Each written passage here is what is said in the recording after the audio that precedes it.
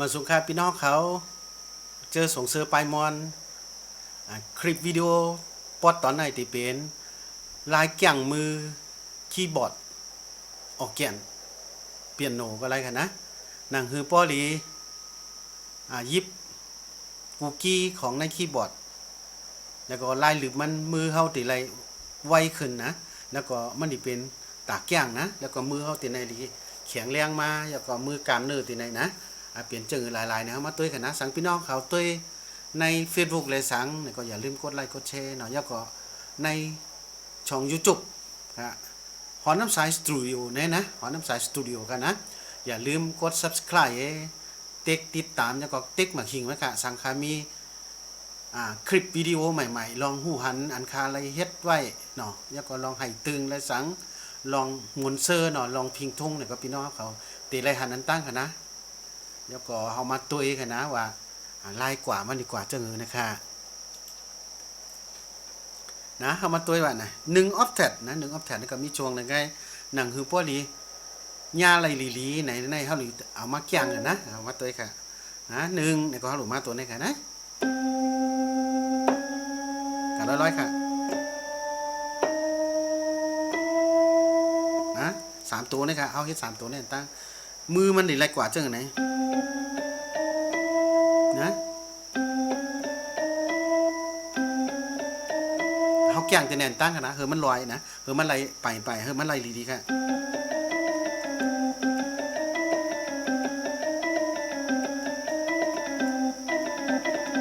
วิธีเขาแก่งกันนะแก่งจังไหนก็เลย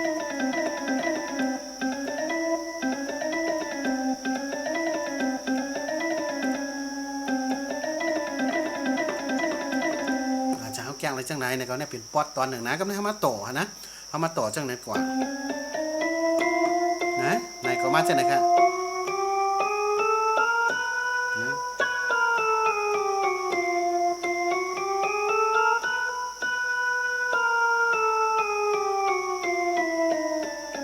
นะต่อคือมันเป็นออฟแทนหนึ่งนะเป็นจังไหน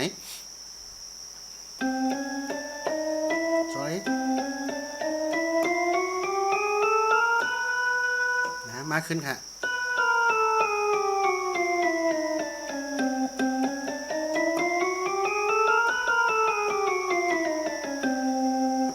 ลอยๆค่ะนะเขามาหายตัว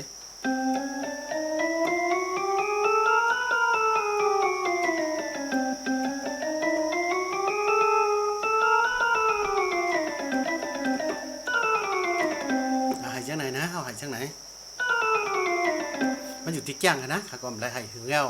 มันไหลหายหึงนี่ก็อันใดก็หลูหายนี่แหละนะเพราะมันตกโดนตกหายกันเช่นตัวฟังมันจะกำกับเพราะอะไรจังไหนเขาก็มาต่อกันนะต่อกันคือมันให้เฮอปนจนเพราะสุดนั่นกันนะเขาหลงแก้งในใครเฮอมือเอาญาอะไรกูโตแล้วก็มันดีเป็นลองมือไว้นั่นน่ะนะ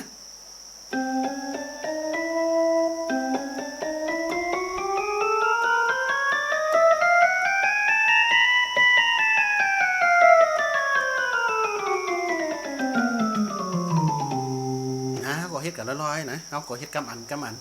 นะเอามาขึ้นเฮ็ดทางกัน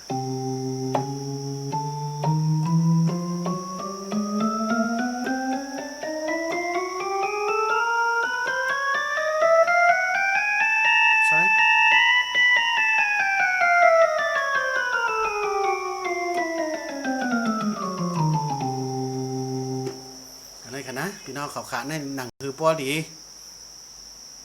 มือเฮาเนาะเป็นเปิ้นห้องแกงมือใครไว้ฉะนั้นก็โดยเฮ็ดเก้าถึงปลายกันนะเฮ็ดกูวันอันตั้งเฮาดีไรต่อยจังไหนก็มันดีมี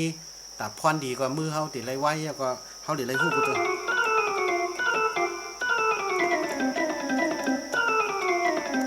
จังไหนติ๊กๆก็บ่นั่นก็มือก็ไว้นะพี่น้องเขาค่ะปอดอ่อนตอนนี้เนี่ยก็เขียนต่อให้พี่น้องเขาเจอส่งไปมอนเนาะเจออันติดตามช้อนก็เขียนต่อเฮาอยู่ที่กินหวานคืออย่ามาส่งเสร็จกำค่ะมาส่งค่ะ